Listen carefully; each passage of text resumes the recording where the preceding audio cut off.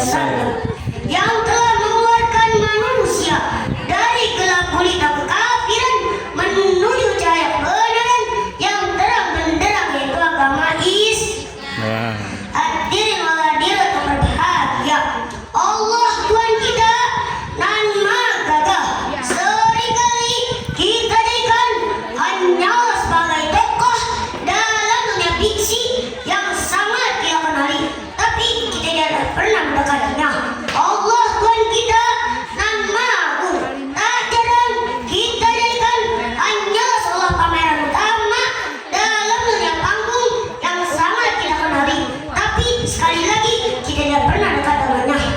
Hadirin, ungkapan tadi membuka kesadaran kita. Pantas kalau perjalanan hidup kita seringkali dihantui oleh perasaan resah dan kisah, diselimuti oleh rasa gundah gulana, bahkan tak jarang duka dan dada yang mata. Dan pada akhirnya hidup tak terarah, muncullah pelarian-pelarian terhadap hal yang negatif, seperti kemaksiatan, zaliman, pemungkaran, bahkan kebobrokan akhlak dan moral.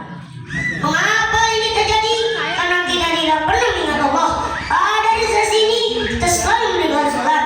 Oleh sebab itu, pada kesempatan yang baik ini, saya mencoba membahas fungsi sholat dalam kehidupan manusia dengan rujukan Al-Quran surah Al-Ma'arij ayat 19 sampai 23. Bismillahirrahmanirrahim.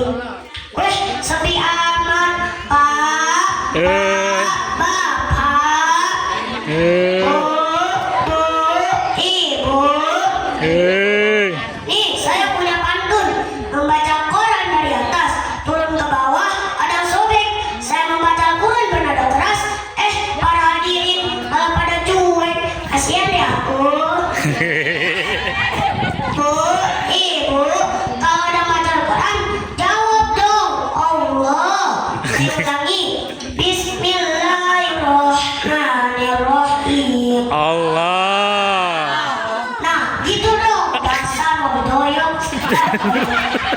Innal insana khulqalu'a idza massahu syarru jazua wa idza massahu khairu manu'a illal musallina allazina hum ala salatihim daimun.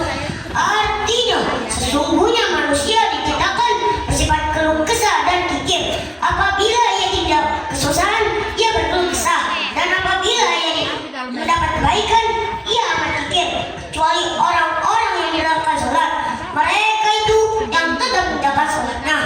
Hadirin, dalam uraian firman Allah Subhanahu wa Ta'ala tadi terungkap 3 sifat buruk manusia, yaitu berkeluh kesah, kikir, dan tidak mau berinfak. Namun sifat-sifat itu bisa dihilangkan, dikikis habis dalam lakukan sholat. Hal ini sesuai dengan lanjutan ayat tadi. Illal musallina alladzina hum ala salatihim daimun ay wajibuna ala da'i salati la yazduruhum anha sa'ilun. Maksudnya adalah orang-orang yang konsisten dalam melakukan sholat dan tidak terlena dalam kesibukan apapun. Hadirin, bila kita kerja di dalam sholat yang dilakukan istiqomah, akan sanggup menjadi tameng dari kemaksiatan, membersihkan jiwa dari sifat diri, hasud, sombong, bahkan bisa mengubah daging menjadi tidak tentram.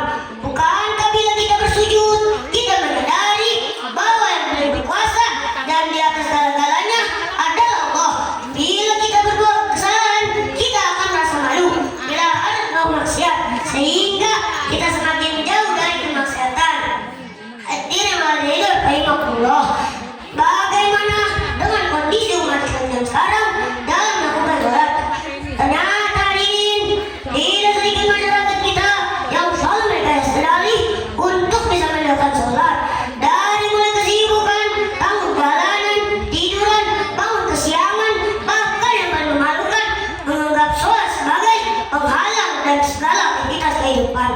Karena terlena, terbuai dan berdaya oleh manisnya bujuk raya setan. Betul.